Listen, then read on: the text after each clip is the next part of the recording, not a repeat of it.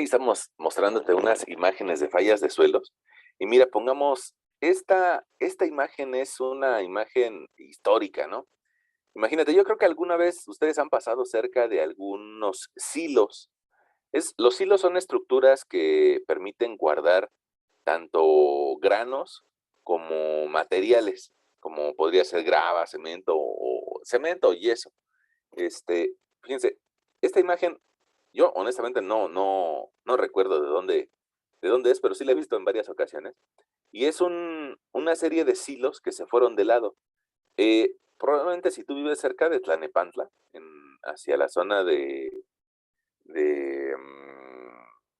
un poquito más arriba del Rosario, un poquito más hacia Los Reyes, Iztacala, seguramente verás este tipo de silos eh, en esa zona, porque es una zona industrial. Bueno, imagínate qué pasaría si esos silos se fueran de lado. Ahora, se van de lado porque los suelos pueden fallar, o en esa ocasión se fueron de lado porque los suelos pueden fallar. Y ese tipo de falla, pues alguien lo tiene que analizar. Mira, esta imagen que vemos por acá, que dice teoría de Terzaghi, y que nos lo está enseñando Google, no nos lo está enseñando un libro muy sofisticado, ya nos dice cómo podría fallar un suelo debajo de una cimentación. Al recibir la carga, pues el suelo va a intentar meterse o hundirse. Y ese meterse o hundirse va a generar esta, que aquí en esta imagen le llaman zona uno.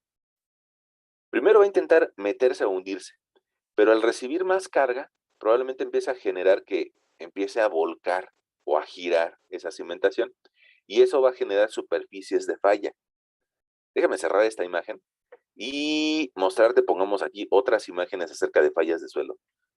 Miren, otra imagen que yo creo que también hemos visto alguna vez en tiempos recientes, es esto, ¿no? Una carretera que se rompe y probablemente se rompa porque pierde su apoyo lateral en un talud.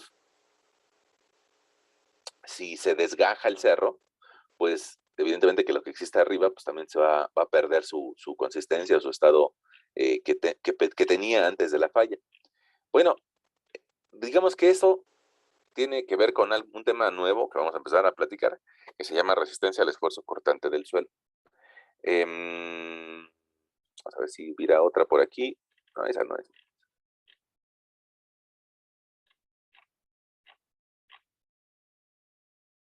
Bueno, esta también.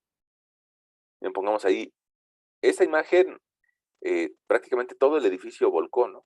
Todo el edificio volcó, lo cual significa que la estructura estaba bien calculada, nada más la bronca fue el suelo. Mm,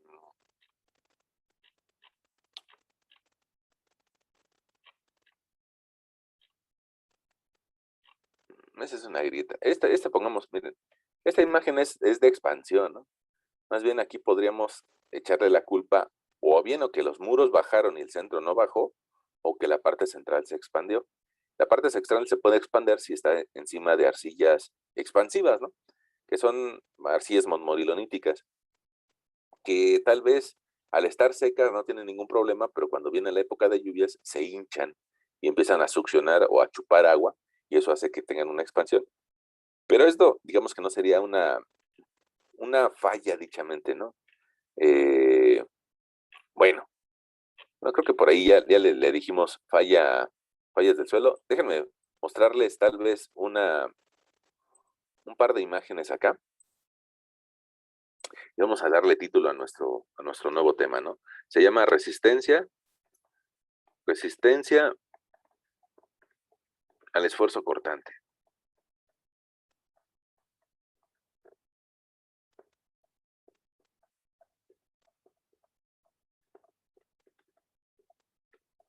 Ok. Bueno, lo bueno es que ustedes ahí están llevando una materia que se llama resistencia de materiales y ya saben lo que es el esfuerzo cortante, ¿no? Eso creo yo. Pongamos en tu materia esta de resistencia de materiales, seguramente te platican de que hay algunos elementos que los sometemos a compresión vertical, ya sea compresión o tensión, y eso lo podemos calcular como esfuerzo, como fuerza entre área, y sería axial, ¿no? Axial. Hay otro tipo de fuerzas que actúan sobre algunos elementos que probablemente empujan en un sentido, mientras que otra parte de la fuerza empuja en otro sentido, y eso va a provocar que la sección intente degollarse o intente romperse, y eso le llamamos fuerza cortante. Otra vez es fuerza entre área, pero la diferencia es de que el sentido de la fuerza es perpendicular al eje axial y eso provocaría un corte. Y precisamente pues ya vamos a llegar nosotros a este tema en suelos. Ahora, unas fuerzas van en un sentido y otras en otro sentido. Te pido que te imagines, pongamos un talud carretero. Un talud, seguramente tú has pasado en una carretera y te habrás dado cuenta de que el terreno natural, pues a veces está cortado para lograr que la carretera pase en algún sitio. Entonces vamos a imaginarnos, pongamos aquí en este espacio, que por aquí pasa un camión, pasa un camioncito, perdón. Un camioncito va de frente con el conductor y aquí tal vez pasa otro camión, ¿no? Otro camioncito. Y eso lo hemos visto muchas veces cuando vamos en carretera. Yo espero que ustedes no se pongan los audífonos y se duerman cuando van en la carretera, ¿no? Yo espero que pues, ustedes, si les gusta la ingeniería civil y que quieren algún día formar parte de la construcción para lograr la civilización de las urbes, pues seguramente les gusta las obras que se tienen que hacer alrededor y entonces cuando van en carretera pues se ponen a observar lo que hay en los cortes carreteros. Bueno, entonces cuando ustedes van en su camión y empiezan a ver los cortes, se van a dar cuenta de que hay cosas así. Probablemente el cerro natural venía por acá, probablemente el cerro natural tenía esta configuración, pero lo tuvieron que cortar para que pasara la carretera ahí. Y lo tuvieron que cortar porque eso significaba que si no lo cortaban, iban a tener que dar más vuelta, o aumentar una curva, o tener más tiempo de desarrollo entre la conexión de 2 puntos. Entonces, por eso, bueno, pues por aquí convino hacer el corte de la carretera. Y seguramente tú has escuchado que hay ocasiones en que esos cortes llegan a caerse. En las noticias a veces le dicen alud. Está mal, bueno, es, a ver, vamos a buscar. Caída de talud.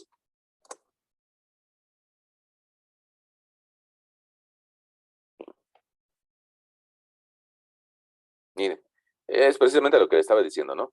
Cuando a ustedes les gusta la ingeniería, bueno, lo más seguro es que van por la carretera y se van a quedar admirados de todo lo que hay que hacer para generar un corte carretero. En algunas ocasiones el corte es muy sencillito, como este, que tal vez tenga unos 3, 4 metros de alto, pero en algunas otras ocasiones el corte es impresionante, ¿no? Pongamos si ustedes pasan por la sierra de Querétaro, la sierra de Hidalgo, la sierra de Oaxaca, probablemente vean cortes de cerros que miden 70 metros de alto, ¿no? 80 metros de alto. Entonces, pues alguien los tiene que calcular y no va a ser el contador, ¿no? No va a ser el licenciado, sino que seguramente lo van a tener que calcular ustedes. Esos cortes, pues los hemos estudiado a lo largo de los años y hemos entendido que se generan superficies cilíndricas de desplazamiento.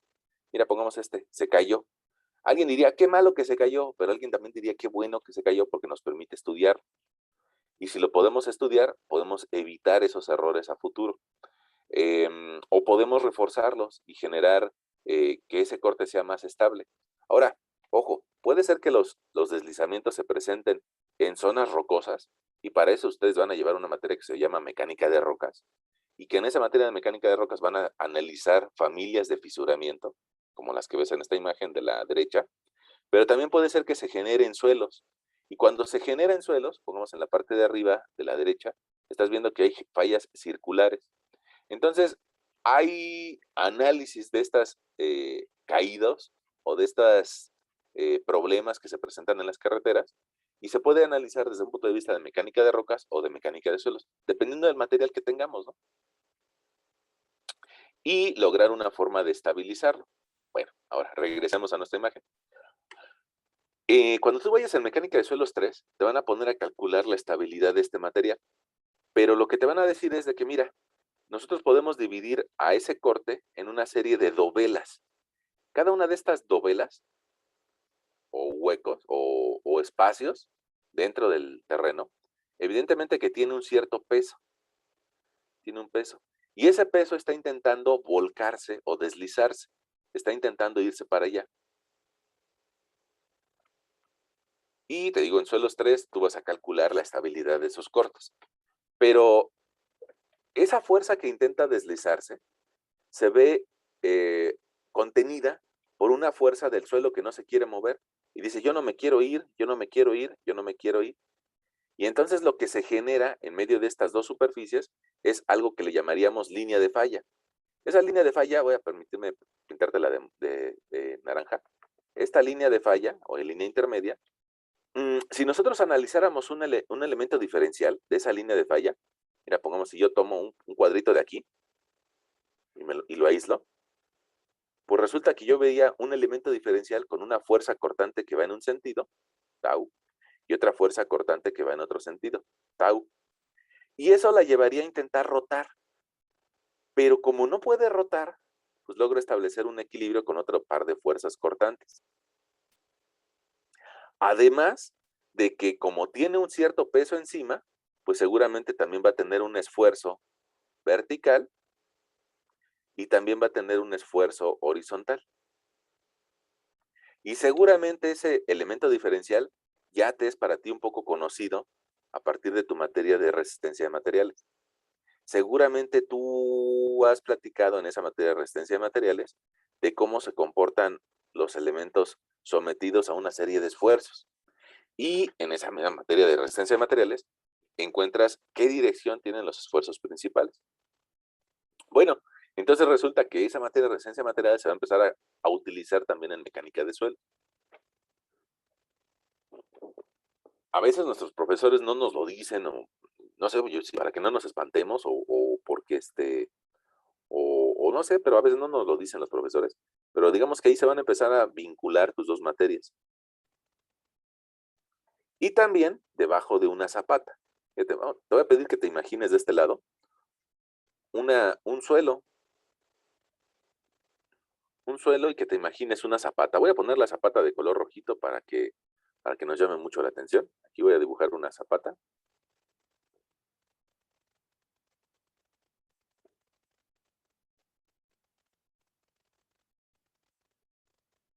Ahí está nuestra zapata.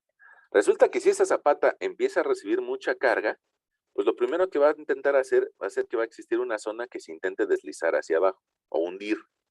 Pero no todas las zapatas no solamente tienen carga vertical, sino que es muy común que tengan incluso un momento producto de fuerzas sísmicas o producto de viento o producto de la misma estructura. Porque mira, déjame ir un paso más allá. Si nosotros dibujamos una estructura aquí,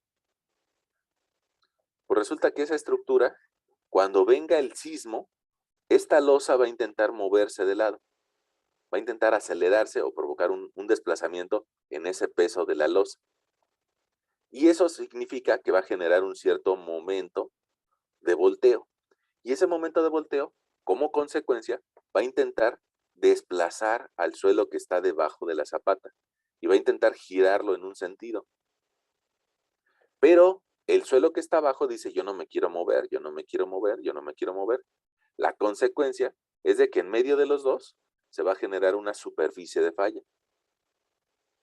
Una superficie, y esa superficie también le podríamos sacar su elemento diferencial, vamos a ponerlo por ahí, y resulta que ese elemento diferencial va a estar sometido a una fuerza que está generando un cortante en un sentido y un cortante en otro sentido.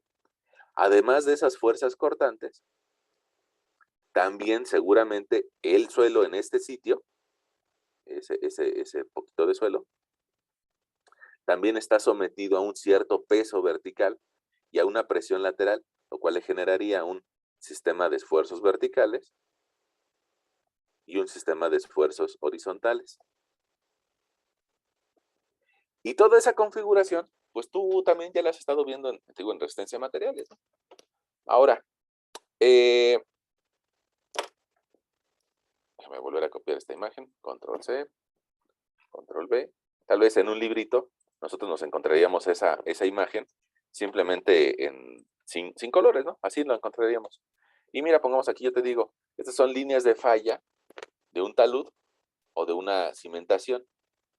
Imágenes tomadas del Bowles y del Sharma. Bueno, ahora, eso nos permite imaginarnos que hay superficies de falla que se generan entre un suelo que se intenta deslizar y uno que no. Cuando, pongamos ahorita que vamos a regresar a clases presenciales, ¿no? Algunas personas van a decir, no, yo quiero quedarme en mi casa. Y otras personas sí van a querer moverse. Y eso va a generar tensiones o fricciones. Bueno, precisamente nuestro tema que vamos a empezar a revisar, que se llama resistencia al esfuerzo cortante, lo que va a tratar de establecer es si en esta línea se genera la resistencia suficiente o no para que vuelque el talud, para que se caiga o se quede estable. Y pongamos debajo de una cimentación, también vamos a revisar si esta línea es capaz de soportar la fricción e impedir que la cimentación gire o va a girar. Ahora, si gira la cimentación, pues la consecuencia va a ser que la cimentación se me va a ir de lado, ¿no? Va a volcar también. Y eso precisamente es lo que veíamos con la falla histórica que te mostraba hace rato, ¿no? Falla de cimentación. Le había puesto falla de suelo, creo. Mira, no, ese no es.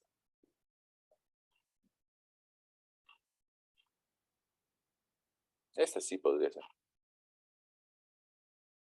Este sí es un caso, también, este me parece que es en Japón o en Taiwán, algo así. Otra vez, vemos toda la estructura completita, no le podemos echar la culpa al estructurista y lo que falló fue la cimentación. Acá igual, ¿no? Una, una torre de energía eólica, no tuvo la cimentación adecuada y se fue de lado. La estructura está completita, lo que falló fue el suelo. Este también, ¿no? La estructura está completa, no hay ningún problema, y lo que está fallando es el suelo y está provocando que se vaya de lado. Y ese irse de lado, precisamente lo podemos vincular con esta imagen que teníamos en blanco y negro, ¿no? Pero que sí nos la podemos imaginar. Bueno, ahí está. Resulta que hubo muchos científicos que se empezaron a dar cuenta de que algunas cosas se iban de lado, que se rompían y que generaban líneas de falla dentro del suelo. Algunas personas se quedaron quietas y dijeron, no, pues eso seguramente es obra del demonio, cosas así, ¿no? Pero otras personas se dieron a la tarea de investigar y empezaron a generar modelos que les permitieran predecir esa falla. Ahora, pues si nosotros ya nos estamos dando cuenta, déjame tomar mi plumón verdecito, si nos estamos dando cuenta de que este elemento diferencial está siendo sometido a una fuerza cortante en un sentido y a una fuerza cortante en otro sentido, tau, tau, o pongamos en este elemento diferencial que el elemento diferencial está siendo sometido a una fuerza cortante y a una fuerza cortante, bueno, pues a alguien se le ocurrió, bueno, pues es que eso lo podemos evaluar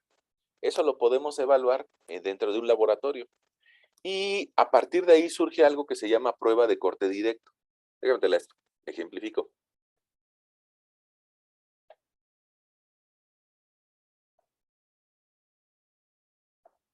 Alguien dijo, bueno, ¿por qué no tomamos un poco de suelo? Tomamos un poco de suelo y lo metemos dentro de una cazuela para poder medir cómo se deforma. Vamos a ver si te pudiera dibujar un par de cazuelas.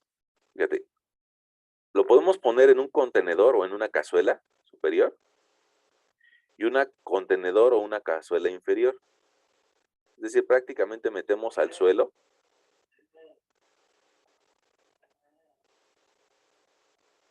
dentro de un par de contenedores. O sea, suena feo, pero por la situación que estamos viviendo, en que muchos de ustedes están en su casa, vamos a imaginar que el suelo está dentro de dos toppers o dentro de dos cazuelas, ¿no? Bueno, ahora, a alguien se le ocurrió, bueno, si lo que queremos medir es una fuerza que va en un sentido y una fuerza que va en otro sentido, bueno, pues eso lo podríamos hacer con esas cazuelas. Podríamos jalar una de ellas, la podríamos jalar en un sentido y la otra de ellas la podríamos jalar en otro sentido.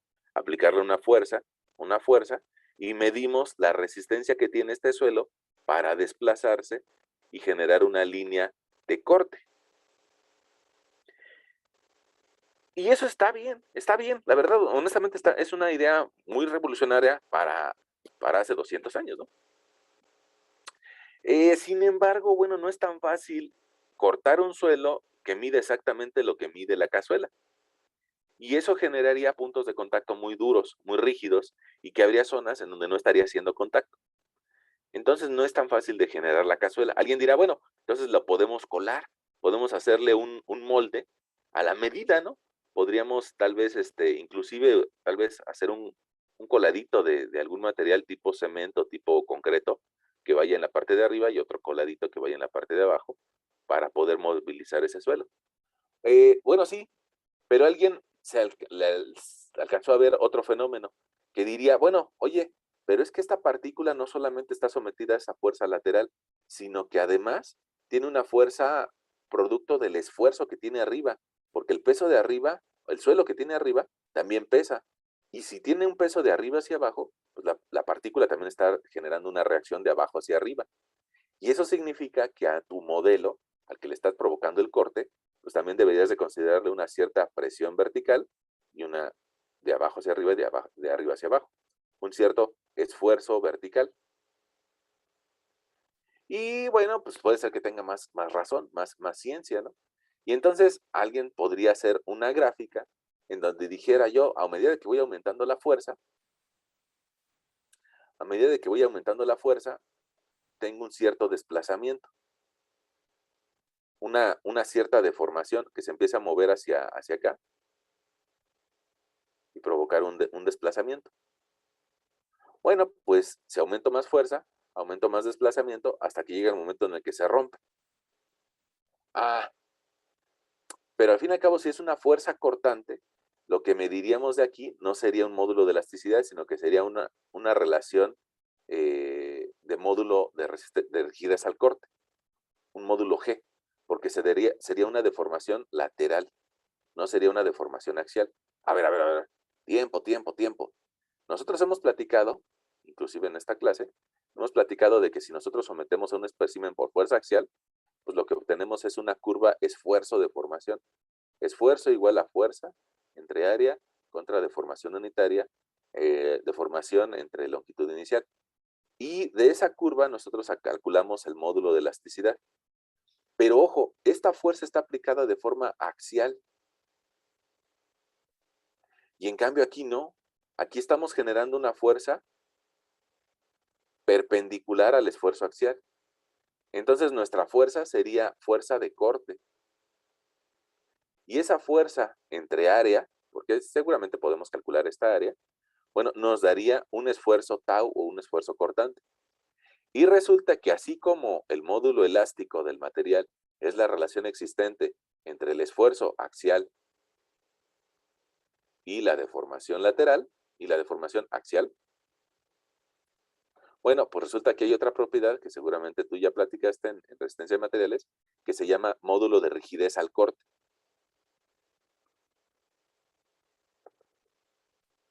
Y este módulo de rigidez al corte es la relación existente entre el esfuerzo cortante, tau, y una deformación lateral entre, híjole, la deformación lateral,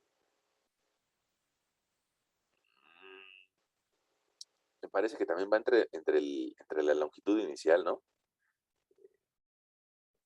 Vamos a poner aquí lateral, deformación lateral. Pero esa deformación lateral no la escribimos como epsilon, sino la escribimos como distorsión angular.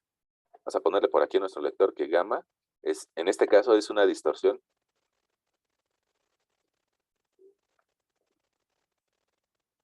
Ok. Este módulo de rigidez al corte, vamos a ver si tenemos alguna imagen en Google. Módulo de rigidez al corte.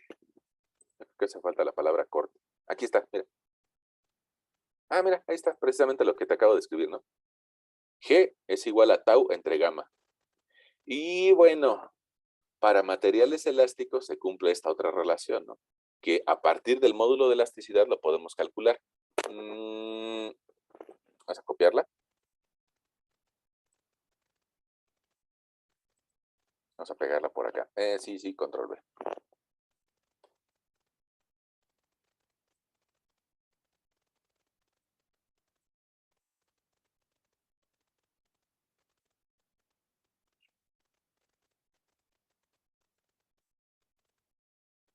Ven. Ahora no quiere venir.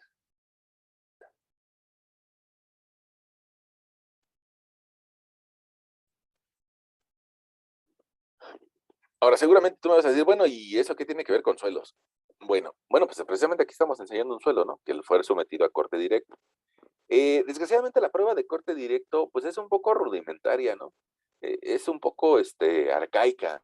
Fue, digamos que un buen inicio, pero pues prácticamente ya no se utiliza, ¿no? Vas a buscar prueba, corte directo. Mira, aquí está la cazuela que yo te mencionaba, una, una cazuela en donde podríamos meter al suelo y acá eh, ves que la cazuela, que en donde está el suelo, la jalamos en una dirección y la jalamos en otra. Ahora, fíjate, este equipo, pues es una bronca instalarlo para poder medir la fuerza lateral y el esfuerzo axial o la presión vertical. Entonces, honestamente, yo te diría que ya prácticamente esa prueba no se utiliza. Aquí está el mismo esquema, tal vez alguien lo pensó por ahí. Mira, esta, prácticamente ahí se ve, ¿no? Es una fuerza lateral que se le aplica al suelo para llevarlo a la falla. Ahora, hay un pequeño problema, que toda esta prueba solamente te daría un valor de esfuerzo, un valor de esfuerzo vertical. Y eso es un poquito limitante, porque imagínate, ¿qué pasaría en un suelo en el que tú dices, bueno, quiero construir algo encima de esta zapata y quiero revisar cuál es la resistencia de esta línea a la falla, pero, pero no sé si voy a tener un nivel o voy a tener dos niveles? Como no sé si voy a tener un nivel o dos niveles, pues más bien me interesaría saber resistencia ante diferentes esfuerzos verticales. Y resulta que esta prueba solamente nos estaría permitiendo un esfuerzo vertical. Y habría que volver a montar otra prueba para calcular otro esfuerzo vertical. Bueno, a pesar de eso, a pesar de eso, hace más o menos unos 200 años, un poquito más, como en términos de 1700, por decirte algo, 1750, hubo un científico que se llamaba Carlos Coulomb, y Carlos Coulomb empezó a hacer sus pruebas y se empezó a dar cuenta de que había una tendencia del suelo por fallar con algunas características. Y Carlos Coulomb dijo, mira, es que si yo me pongo a graficar estas pruebas, la relación existente entre el esfuerzo cortante y el esfuerzo normal, más o menos como que le empezaron a seguir una tendencia. Empezó a hacer muchas pruebas y a un mismo suelo y empezó a encontrar una cierta tendencia o datos experimentales. Entonces, Coulomb lo que dijo es, debe de existir una relación lineal entre tau y el esfuerzo normal. Más o menos debe de existir una relación lineal entre ellos. Y Coulomb se le ocurrió que debe de ser una línea. Debe de existir una relación proporcional entre ellos. Ahora, fíjate, ponerse a hacer esos experimentos hace pues 200 años o 200 y pico de años, pues es una labor bien difícil, ¿no? En Francia. Evidentemente que Coulomb nos ayudó a tener un poquito de entendimiento, pero, pero no era del todo cierto, ¿no? Después, Rankin se puso a hacer más investigaciones, con más tecnología, tal vez unos 100 años después, e hizo otras aportaciones. Pero sobre todo llegó otro cuate, que seguramente ustedes ya lo conocen, que se llamaba Otto Moore. Y Otto Moore se puso a hacer sus experimentos y se dio cuenta de que en realidad esa línea que Coulomb había descrito hace unos 300 años como una línea recta, según Otto Moore se dio cuenta de que no es una línea recta, sino que más bien es una curva. Otto Moore más o menos vivió hace 120 años, en 1900. Y si bien es cierto que Moore encontró que la relación para suelos, eh, la relación existente entre fuerza cortante y esfuerzo normal no es una línea recta, sino que es una curva, la principal aportación de Moore fue el círculo de Moore. Ahora, seguramente tú habrás escuchado acerca del círculo de Moore, digo, en resistencia de materiales. El círculo de Moore se puede utilizar de tres formas. Una de ellas es para inercias. Pongamos, inercias. Yo cuando explico resistencia de materiales, les suelo decir a mis alumnos que una cosa es la inercia con respecto a este eje horizontal y otra cosa muy distinta es, pongamos, si nosotros no quisiéramos utilizar una sección, pongamos de madera, así de forma vertical, sino que de repente el arquitecto dice, no, pues es que yo quiero utilizar la madera inclinada, porque así se ve más bonita y me permite utilizar una techumbre inclinada. Bueno, está bien, pero al momento de que tú inclinas tu viga de madera, pues resulta que ya no tienes la forma de calcular directamente el momento de inercia. Aquí la inercia en X es muy sencilla, ¿no? BH cúbica entre 12. Pero cuando tu viga ya está inclinada, pues ya no es tan fácil calcular su momento de inercia. Y para eso nos sirve el círculo de Moore. En inercias. En inercias nos diría, busca un punto que tenga inercia en X, producto de inercia, otro punto que tenga inercia en Y, menos producto de inercia, los unes y trazas tu círculo de Moore. Y con ese círculo de Moore puedes identificar el valor que tiene esta inercia rotada, no sé, tal vez 20 grados o 30 grados o lo que sea. Bueno, eso sería para inercias. Pero resulta que a nosotros nos interesa más porque lo podemos calcular el círculo de Moore para esfuerzos. Y pongamos, ustedes seguramente, cuando están analizando vigas, se darán cuenta de que cada punto de la viga tiene asociado un esfuerzo normal y un esfuerzo cortante. Y resulta que en el tema de esfuerzos, Otto Moore, para vigas, nos permite identificar a través del círculo de Moore dos puntos, uno que tiene de coordenadas esfuerzo en X o esfuerzo axial, ¿no? Esfuerzo axial, esfuerzo cortante o tau XY, y otro punto que tiene de coordenadas esfuerzo, sí, esfuerzo en Y, esfuerzo en X, tau XY. Y a partir de esos dos puntos, podemos ubicar el centro de nuestro círculo de Moore y encontrar el círculo de Moore para esfuerzos. Creo que es lo que ustedes han visto. A partir de ese círculo de Moore de esfuerzos, pueden encontrar el esfuerzo principal máximo y un esfuerzo principal mínimo. Ahora, alguien dirá, bueno, ¿y eso de qué me sirve? Bueno, en el tema de vigas, me permite identificar cómo se va a fisurar esa viga, me permite identificar cómo se va a romper a partir de que yo puedo entender la dirección en la que se van a dar los esfuerzos máximos y la dirección, déjame te lo pongo en rojo, y la dirección en donde se van a presentar los esfuerzos mínimos. Y creo que algo así ustedes ven en resistencia de materiales, creo. Ahora, si tú encuentras en dónde se van a presentar los esfuerzos máximos, seguramente va a ser más fácil identificar dónde se va a fisurar esa viga. Para cualquier punto dentro de la viga. Bueno, y eso se lo debemos a este cuate que se llamaba Otto Moore. Entonces, resulta que si regresamos a suelos, los suelos pues son una estructura de construcción también. Entonces, resulta que este suelo de acá arriba, este suelo que tiene un sistema de esfuerzos, pues también lo podría representar a través de un círculo de Moore.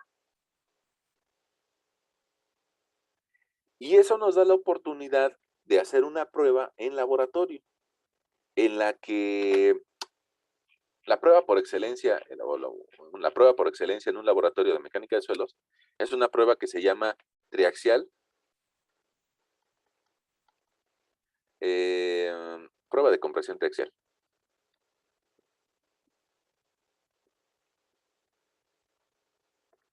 Triaxial, vamos a buscar, a ver si te puedo mostrar.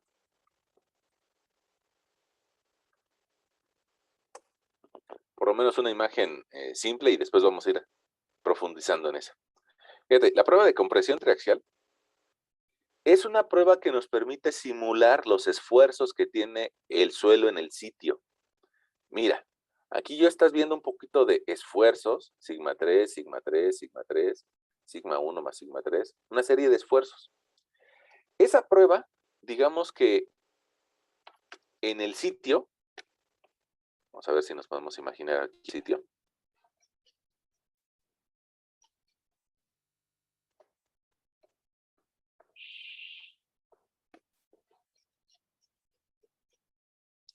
Resulta que un elemento diferencial debajo de nuestros pies está sometido a un esfuerzo vertical, a un esfuerzo horizontal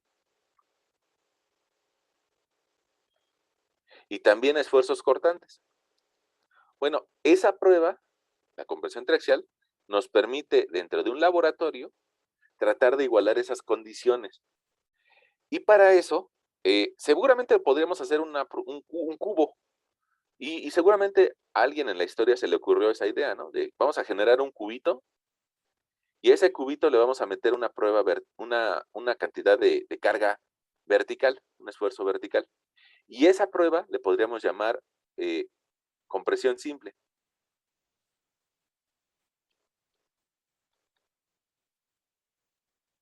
Ahora, si bien es cierto que este esfuerzo horizontal me puede ayudar mucho a tratar de entender al suelo, porque a través de una compresión simple, como le hacen ustedes en estructuras, comprimiendo un cilindro de concreto o tensionando una varilla, esta compresión simple nos permitiría generar una curva esfuerzo de formación. Sin embargo, el problema de esta compresión simple es que no está tomando en cuenta el esfuerzo horizontal. Fíjate, esta compresión simple sirve muchísimo en estructuras, porque pongamos acá arriba, imaginemos una columna que está recibiendo el peso de una losa. Pues esta columna no tiene presión lateral, el esfuerzo horizontal es igual a cero. Y como no tiene presión lateral, pues digamos que se puede igualar con esta compresión simple. Y funcionaría bien esa compresión simple para tratar de evaluar su resistencia para una columna de concreto. Pero en cambio el suelo resulta que tiene presión en las tres direcciones. Bueno, vamos a ponerle más que tres sentidos, tres direcciones con esfuerzo. ¿Por qué las tres direcciones con esfuerzo? Bueno, pues porque siendo una vertical y la horizontal está actuando en dos direcciones, ¿no? Eso significa que esas tres direcciones con esfuerzo lo tenemos que igualar en un laboratorio si lo queremos ensayar a un suelo. Y eso, lo más fácil que hemos encontrado de hacerlo, es una prueba con un cilindro a la cual se le puede aplicar una fuerza en X, pero también se le puede aplicar una fuerza en Y, también le podemos llamar esfuerzo horizontal, y aparte una fuerza vertical.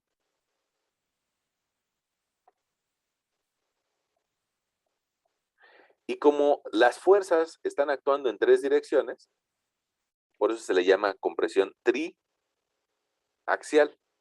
Axial significa eje, ¿no? Se le está generando una fuerza a lo largo de los tres ejes, que se parece a lo que tiene en el sitio. En el sitio tiene fuerza de tres ejes. Bueno, pues eso lo podemos hacer a partir de una fuerza de compresión triaxial. Ahora, ¿qué tiene que ver eso con Moore? ¿Qué tiene que ver eso con Moore? Porque tú me dices, bueno, ¿y para qué nos explicó lo del círculo de Moore? Ah, bueno, porque resulta que en el círculo de Moore, digamos que el círculo de Moore para tres ejes o el círculo de Moore para tres dimensiones nos llevaría a tener tres círculos de Moore. Uno que corresponda a un esfuerzo en una de las direcciones, otra en una segunda dirección y otra en una tercera dirección. Un elemento que está tridimensional, que está sometido a tres esfuerzos en tres ejes ortogonales, seguramente tiene esta configuración de círculos de Moore. Pero resulta que en la prueba triaxial, resulta que en dos dimensiones o en dos de esas direcciones, la fuerza es la misma. Y esa fuerza trata de igualar al confinamiento que tiene en el sitio. Y eso de que en dos direcciones la fuerza sea la misma, permite que dos de estos valores sean iguales. ¿Qué pasa con los tres círculos de Moore si dos de estos valores son iguales? Bueno, pues que se simplifica como sigma 2 es igual a sigma 3, pues entonces mi círculo de Moore solamente es reducido a dos valores de sigma, a uno que le llamaríamos esfuerzo de confinamiento o sigma 3 y un esfuerzo principal mayor. Bueno, ahora, si en lugar de tener 3 círculos nada más voy a tener uno, pues es más fácil de entenderlo. Y por eso, precisamente, las pruebas triaxiales suelen hacer esto, de tener el mismo esfuerzo en un sentido horizontal y un esfuerzo distinto en sentido vertical. Ah, ahora, también otra razón para hacer eso es de que en realidad, pues lo que nosotros le coloquemos de carga encima, lo que nosotros le coloquemos de carga encima, le va a provocar un incremento de esfuerzos verticales. Y de esa forma podemos un poco igualar las condiciones que se van a presentar en el sitio. Te digo, lo que hacemos nosotros en un laboratorio es tratar de igualar las condiciones del sitio. Esa es la esencia, ¿eh? De nada nos serviría en un laboratorio hacer pruebas a lo tonto. Lo que se busca en un laboratorio es tratar de igualar las condiciones que hay en el sitio. Entonces, pues aquí el esfuerzo lateral le llamaríamos esfuerzo de confinamiento y el esfuerzo vertical trataría de simular el incremento de esfuerzos que ustedes ya saben calcular bajo la teoría de Boussinesq. Ok, y eso con Otto-Moore nos permitiría graficar nuestro círculo de Moore para un ensayo. Es decir, el sigma 3, ahí ya te lo acabo de escribir acá arriba, sería la presión lateral. Y le voy a agregar otra palabrita de confinamiento. Y el sigma 1, o el esfuerzo principal mayor, va a ser el esfuerzo de confinamiento más un incremento de esfuerzos verticales, lo que se genera en la parte de arriba. Y con eso podríamos encontrar, Otto-Moore nos ayudó a encontrar el círculo que describe la falla del material. Es decir, a ver, probablemente nos confundamos en algo y me permitiría volvértelo a escribir. Es decir, yo voy a llevar al laboratorio una muestra de suelo y la voy a someter a una serie de presiones laterales. Laterales y también por arriba, ¿eh? Y a esa presión lateral le voy a llamar sigma 3 o esfuerzo de confinamiento. Ahorita te platico cómo generamos esa presión lateral. Pero ese sigma 3 o esfuerzo de confinamiento me va a dar un valor de esfuerzo de los lados. Y aparte, por arriba, le voy a provocar un esfuerzo que va a ser el esfuerzo de confinamiento más un incremento de esfuerzos o un esfuerzo desviador. Esa condición va a terminar por llevar a la falla al suelo. Va a tronar, va a fallar. Y esa falla la podemos graficar. Alguien dirá, bueno, eso se le ocurrió a Otto-Moore.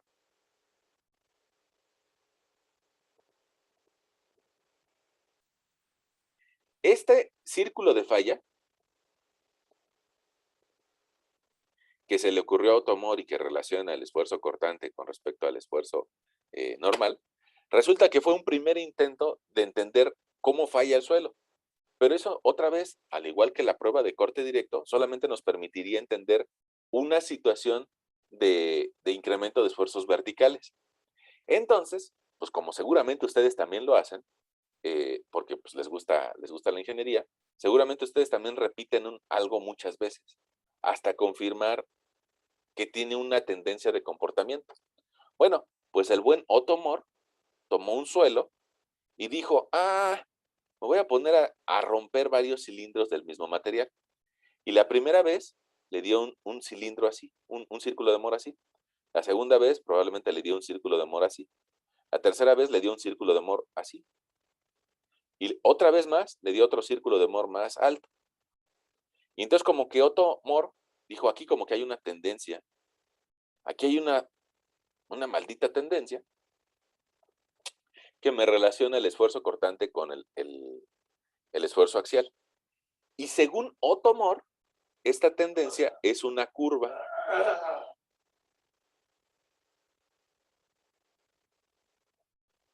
Esa tendencia eh, se vuelve muy importante porque me permite identificar los esfuerzos que generan la falla del suelo. Eso significa que cualquier otra combinación de esfuerzos no genera la falla del suelo. Es decir, déjame, te lo pongo con azul, a ver si puedo. Sí puedo. En esta zona, el suelo ya falló. De la línea hacia arriba, el suelo nunca puede llegar a una representación de esfuerzos que tenga esa condición porque ya habría fallado. En cambio, debajo de esta línea, el suelo todavía no falla. Alguien diría, no hay falla, ¿no? Ah, a ver. ¿Y eso por qué? Bueno, porque al aplicarle una presión vertical a ese suelo, su círculo de Moore empieza a crecer. A partir de un cierto esfuerzo de confinamiento sigma 3, le empezamos a aplicar más carga y más carga y más carga, y lo que empieza a hacer ese círculo es de que empieza a crecer y crecer y crecer y crecer hasta el momento que rompe. Y ya que rompió, pues nos lo traemos para acá y lo dibujamos. Ahora, eso significa que cada uno de esos círculos o cada una de esas muestras ensayadas, hay una zona en donde no falla y hay una zona donde sabemos que falla. Ahora, yo te decía que para Otto Moore, esta línea es una curva. En cambio, hace 300 años, para Charles Coulomb, que no tenía todavía el círculo de Moore, para Coulomb es una recta. Entonces, ¿qué hemos hecho como mecánica de suelos? Pues que hemos desarrollado la teoría conjunta de Moore-Coulomb. Y la teoría conjunta, o el modelo Moore-Coulomb, nos diría, podemos aprovechar las investigaciones de ambos investigadores, y si bien es cierto que Coulomb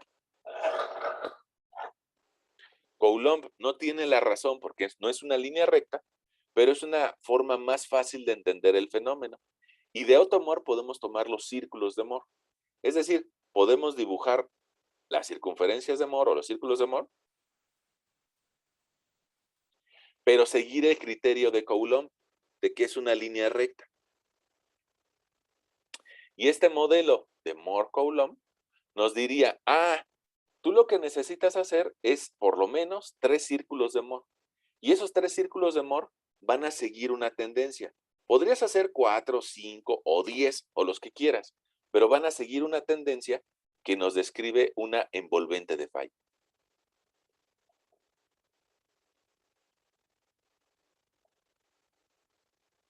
Y algo importante que yo te acabo de decir es cualquier combinación de esfuerzo cortante y normal, cualquier combinación de esfuerzo cortante y de esfuerzo normal que caiga por debajo de la línea de falla, el suelo es capaz de soportarlo. Pero cualquier combinación de esfuerzos que caiga por encima de la línea de falla, el suelo se va a romper. Matemáticamente sabemos que se va a romper. Y esa combinación de criterios de Moore y Coulomb nos ha permitido construir muchas cosas. Ahora, hasta ahorita, pues digamos que yo te di una forma de verlo, una forma de explicarlo. Pero, pues, hay otras personas que ya lo han explicado, ¿no? Ahora, fíjense, esas otras personas que nos lo han explicado, pues podríamos recurrir ahorita al libro, buscar tal vez para que veas. Es un tema tan importante que seguramente hay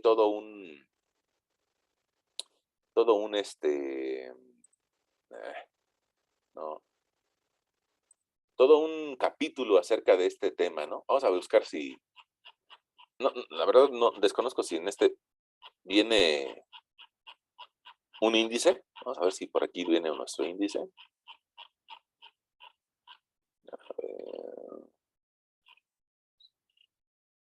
Aquí dice, contenido.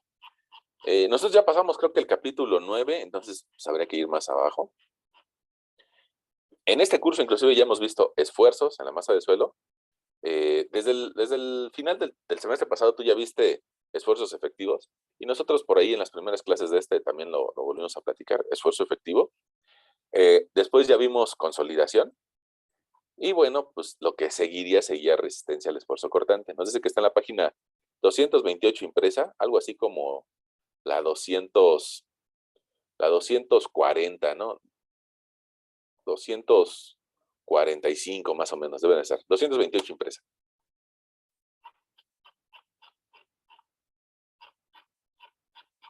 O sea, hace falta 3. Ahí está. Resistencia al esfuerzo cortante, que es de lo que estamos empezando a platicar el día de hoy, ¿no? No lo vamos a ver en una sola clase, necesitamos muchas clases para ver este tema. Tal vez nos vamos a llevar unas 6, 7 clases en este concepto, ¿no? Pero aquí nos empieza a decir, y yo creo que sería una buena idea que tú le dieras una leída, ¿no? A este capítulo. Bueno, por lo menos a las primeras páginas del capítulo, a 249 del PDF. Nos empieza a mencionar acerca del criterio de Moore-Coulomb. Y aquí nos vuelve a decir lo que yo te decía, ¿no? Hace más o menos 100 años, Moore-Coulomb presentó una teoría en donde el esfuerzo cortante es función del esfuerzo axial. Fíjate, esta expresión, si nosotros no lleváramos matemáticas, no le podríamos entender, ¿no? Pero aquí lo que nos dice es, el esfuerzo cortante al que resiste es función del esfuerzo axial. Ok, eso nos lo dijo Moore. Y resulta que podemos llegar a esta formulita que es la que simplifica la gráfica que te acabo de dibujar. Dame la oportunidad de ver, mira, aquí nos platican acerca de los esfuerzos que yo te decía, que cualquier elemento diferencial está sometido a una serie de esfuerzos cortantes y esfuerzos axiales, y que el criterio de falla de Moore era una curva, mientras que el criterio de falla de Moore-Coulomb es una recta. Bueno, todo nace a partir de tu materia de resistencia de materiales, ¿eh? De por ahí nace. Este sistema de esfuerzos nos permite graficar nuestro círculo de Moore y a su vez una tendencia de falla. Los primeros intentos que se realizaron para tratar de evaluar eso fue la prueba de corte directo. Y en esencia es lo que yo te platicaba hace algunos minutos, ¿no? Colocamos al suelo dentro de un par de cazuelas y una la jalamos en un sentido y otra en otro sentido. Y medimos la resistencia al esfuerzo cortante. Aquí está nuestra maquinita con la que la podríamos hacer. Fíjense, puede ser que yo les digo que no se utiliza mucho y es que, pongamos, en Zacatenco hay una máquina de estas que no sirve y yo la única que he visto funcionar es en la UNAM. Y de ahí en fuera no la he visto en ningún otro lugar, ¿eh? Entonces imagínate, solamente pues, universidades son las que tienen ese tipo de equipo. Ya no lo solemos tener. Bueno, ahorita regresamos a platicar unas cosas importantes antes de que avancemos, pero quería ver si aquí viene alguna imagen de una prueba triaxial. Mira, esta imagen, si bien es cierto que es descriptiva, a veces uno no se lo imagina, ¿no? ¿Cómo está el suelo adentro de la prueba triaxial? Ahora, aquí esta serie de puntitos, lo que significa es cómo le generamos la presión lateral. Yo creo que aquí está la imagen de una prueba triaxial. Yo creo que mejor te voy a mostrar pues unas fotos que por ahí tengo, para que empecemos a imaginarnos esa condición, ¿no? Ahora, vamos a buscarla por acá. Mira, esta es una prueba triaxial. Ahorita lo que nos podemos empezar a imaginar de ella, la voy a copiar, la voy a rayar acá en Word. Voy a pedirle que quiero guardar como eh, introducción a resistencia al esfuerzo cortante. A ver, abrir otro archivito.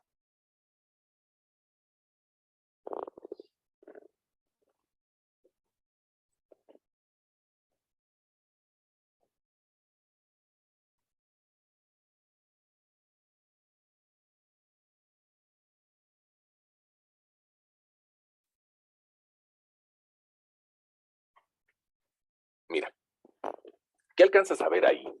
Yo creo que lo que alcanzas a ver es una muestra interna.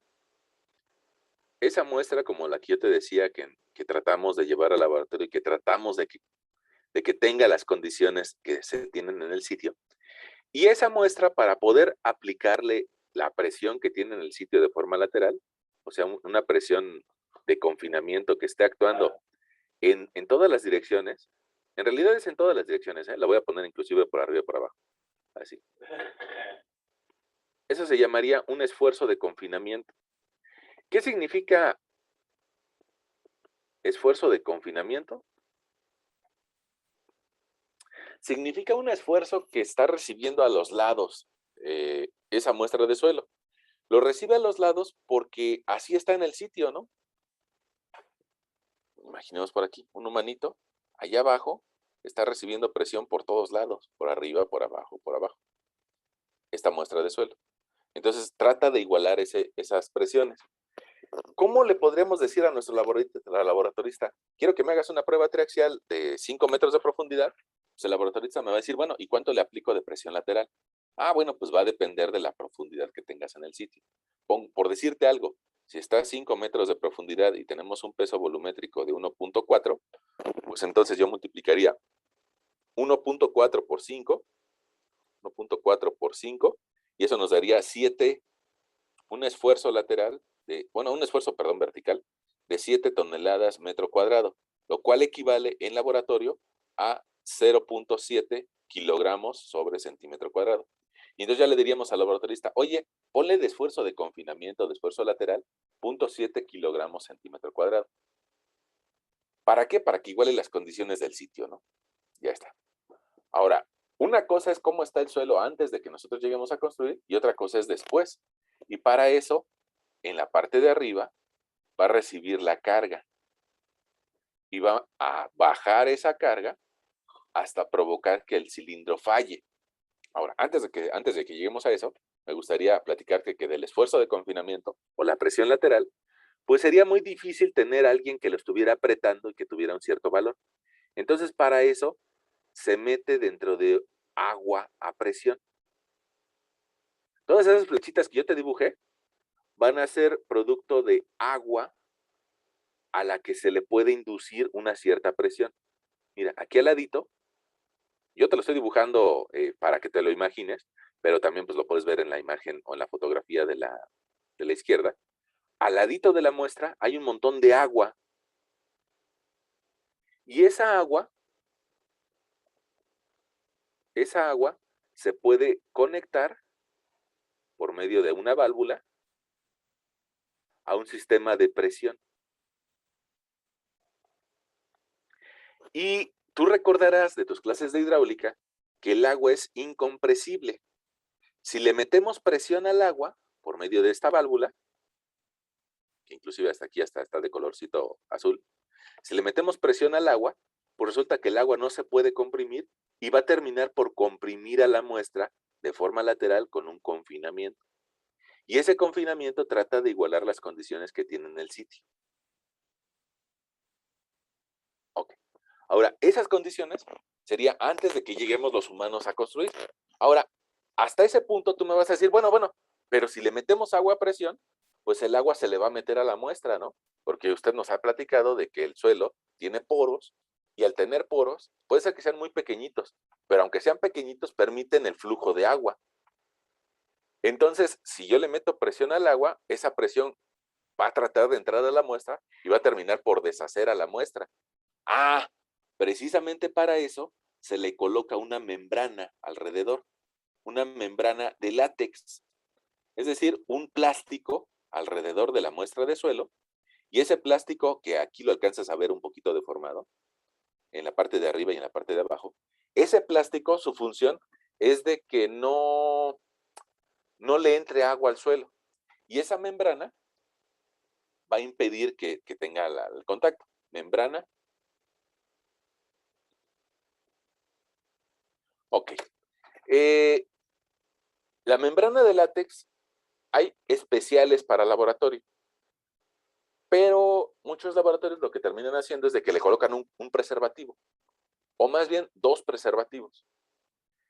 Y esos preservativos son más baratos que la membrana de látex, ¿no? Probablemente la membrana nos cueste 300 o 400 pesos y un preservativo pues es mucho más económico. Bueno, ahora, ese preservativo no solamente va a estar solito, sino que en la parte de arriba, y ahí en la imagen lo podrás observar, en la parte de arriba hay una placa de carga. Esta placa de carga. Tanto arriba como abajo hay una placa de carga. Y esas placas de carga, su función es garantizar que la muestra reciba la carga completamente vertical y que lo haga uniforme, ¿no? Que no solamente reciba un vástago de carga, porque aquí arriba vamos a ir metiendo un vástago o una punta de bala que le va a transmitir a esa placa de carga una cierta fuerza, de arriba hacia abajo. Y entonces, además de la fuerza que le está provocando el agua y que llega en todas direcciones, va a recibir una fuerza de arriba hacia abajo y la vamos a empezar a aumentar hasta que la muestra falle. Inclusive aquí tú estás viendo, déjame enfatizarlo con color rojito, tú estás viendo por aquí ya que esa muestra ya falló. Bueno, antes de que falle, podemos asociar el marco de carga con un micrómetro. Y ese micrómetro, perdón, y ese micrómetro lo anclamos a algo que no se mueva, como podría ser este poste.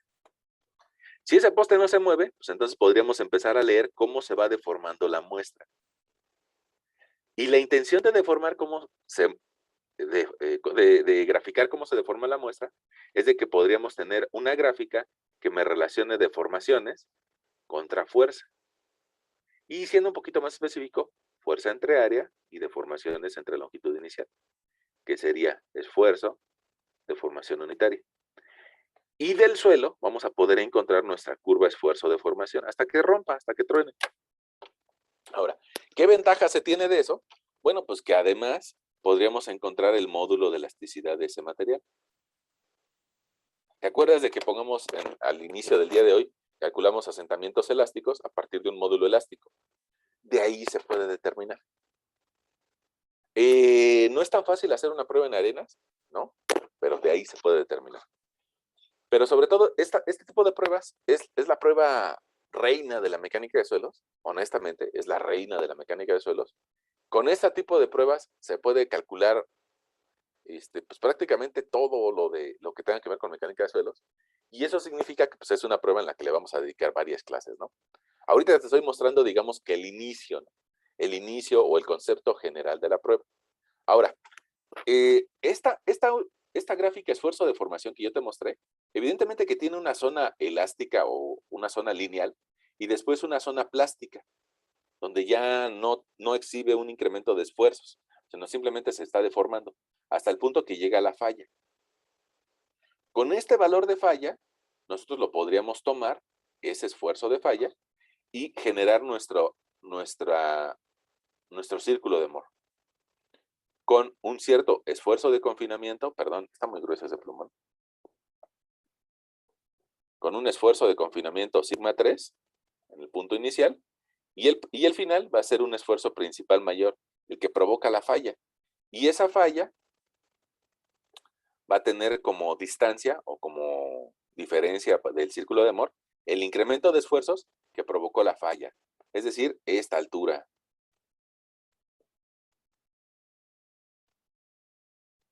El incremento de esfuerzos que provocó la falla. Y con eso podríamos trazar nuestro círculo de Moore para un cilindro. Este cilindro se repite o se vuelve a labrar en una segunda ocasión para tronarlo otra vez y luego otra vez hasta encontrar una tendencia.